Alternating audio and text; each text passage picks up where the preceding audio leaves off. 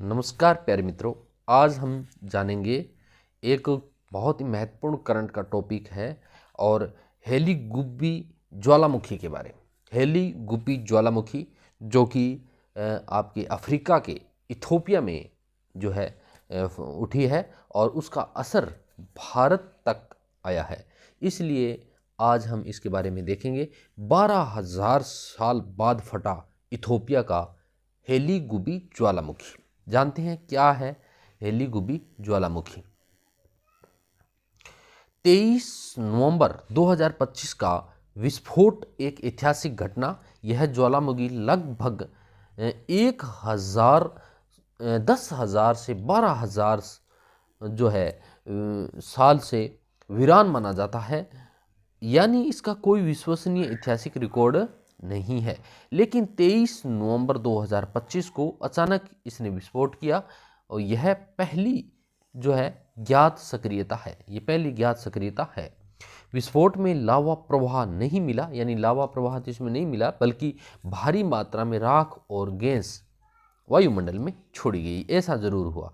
राख मधुमंडलीय स्तंभ जो था लगभग 14 से 15 किलोमीटर यानी 45,000 फीट ऊंचाई तक गया, यानी राख का गुबार इतना ऊंचा गया।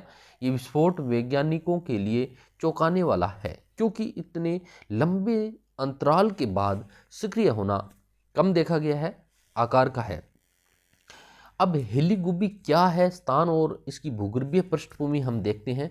तो हेलीगुब्बी एक साइड वेल्केनो है, यानी ढालदार छतरी पूर्ण ज्वालामुखी है। यह पूर्वी इथोपिया के जो अफ्रीकन रीजन क्षेत्र है वहाँ स्थित है। विशेष रूप से यह जो एरेटा एल रेंज की जो वेल्केनो श्रृंखला का दक्षिणी मोस्ट ज्वालामुखी है। अपने चारों ओर का जो भूगर्भ भूवैज्ञानिक दृष्टि से सक्रिय क्षेत्र है ये अफ्रीका का, क्योंकि यह उस इलाके में आता है जहां पृथ्वी की टेक्टोनिक प्लेटें फैल रही है, यानी ईस्ट अफ्रीकन रिफ्ट, यानी पूर्वी अफ्रीकी रिफ्ट का जो हिस्सा है वहाँ। चट्टानी संरचना हेलीगुब्बी का लावा मुख्यतः बेसाल्ट का है। इसके अलावा ये टेक्राइट का भी है और राइओलाइट का भी है।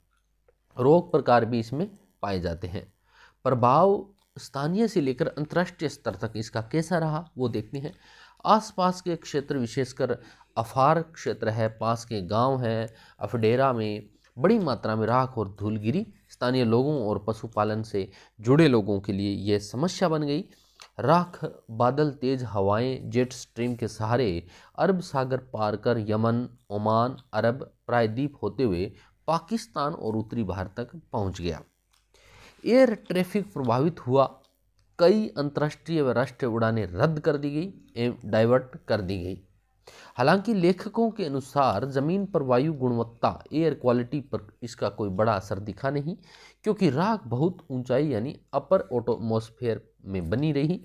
मतलब आमतौर पर सांस लेने में या स्थानीय प्रदूषण में तुरंत बड़ा प्रभाव नहीं हुआ। कारण क्या था, भूगर्भीय व्याख्या इसकी देखते हैं। अचानक विस्फोट कैसे हुआ, ये संशय बना हुआ है।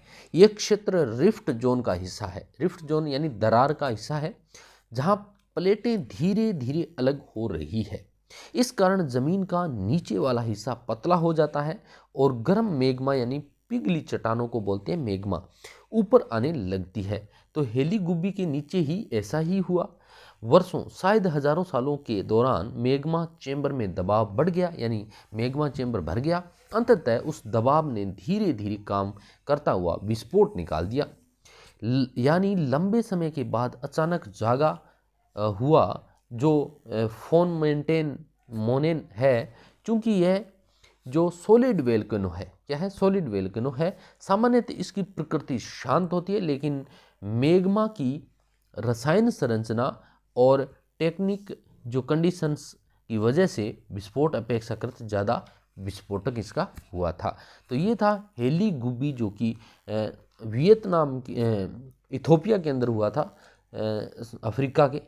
तो इसके बारे में हमने जाना। 23 नवंबर को हुआ। इसका असर भारत तक 24 और 25 नवंबर में देखा गया। फिलहाल भारत से इसका अब असर कम होता गया है, आगे चीन की तरफ बढ़ता जा रहा है।